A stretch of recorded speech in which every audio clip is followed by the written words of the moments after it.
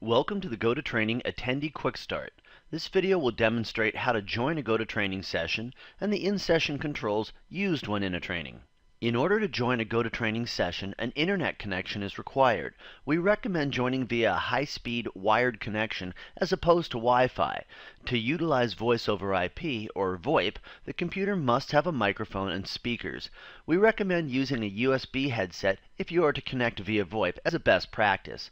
You may also connect to the training's audio via telephone. The training organizer will have sent an invitation containing a URL link from which an attendee can join the training directly.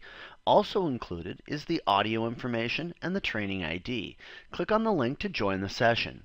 Another way to join is to navigate to GoToTraining.com and click on Join a Training. Enter the training ID in the field and click Continue. You will be asked to enter your first and last name and your email address, and you can join the training. If you've joined a GoToTraining session a few minutes before the organizer, you will be presented with the Waiting for Organizer screen. Once the organizer arrives, that screen will disappear and the event will begin. You can use this time to review the audio checklist.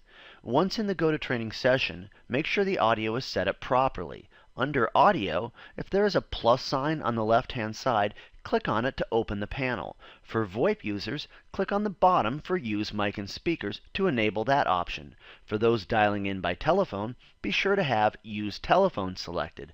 Please note that when using the telephone option, normal long-distance rates will apply. When possible, encourage your staff and attendees to use their mic and speakers, as VoIP is free of charges. Please note that when using the telephone, it's very important to enter your PIN number. If you see a gray icon to the left of your attendee name, that means you did not enter your audio PIN, and you'll not be able to be muted.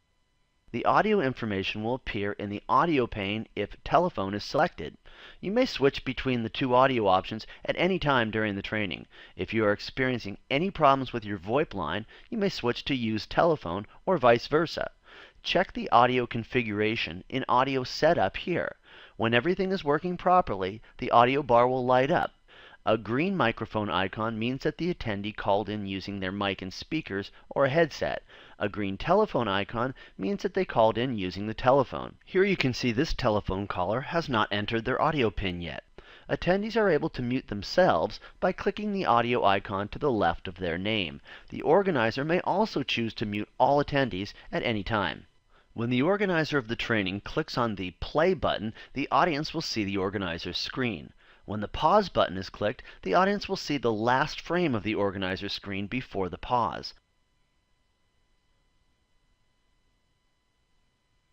If the organizer clicks the stop button, the audience will be sent back to the waiting room. The organizer has the choice to permit or restrict attendees from using the chat function, and the ability to see the attendees list of everyone in the training.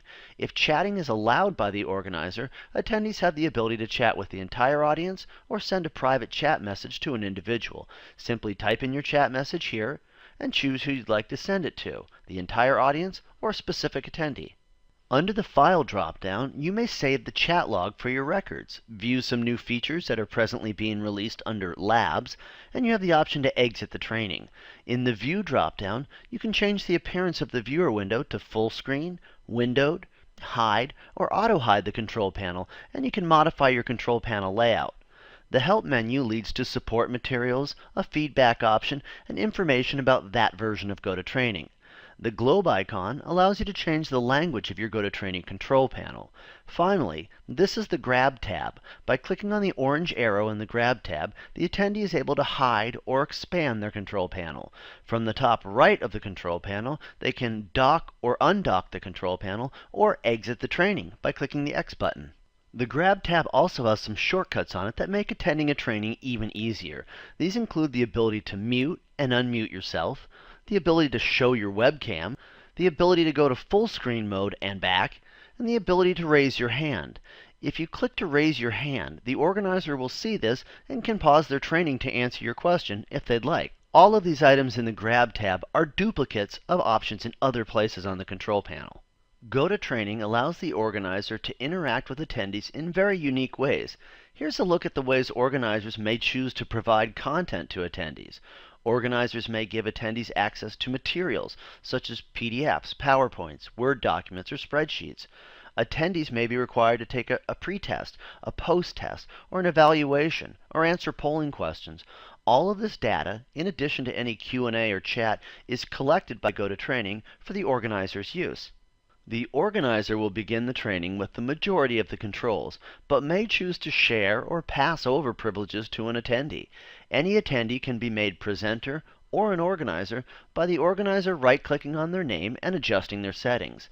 Attendees can also be granted drawing tools to collaborate on someone else's screen. If the organizer or a presenter has to leave the training, instead of ending the training for all, the role of organizer can be given to an attendee to continue the work.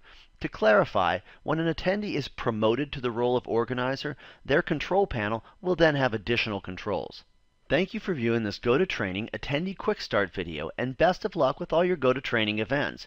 You can watch this video and many others at our product support site at support.citrixonline.com.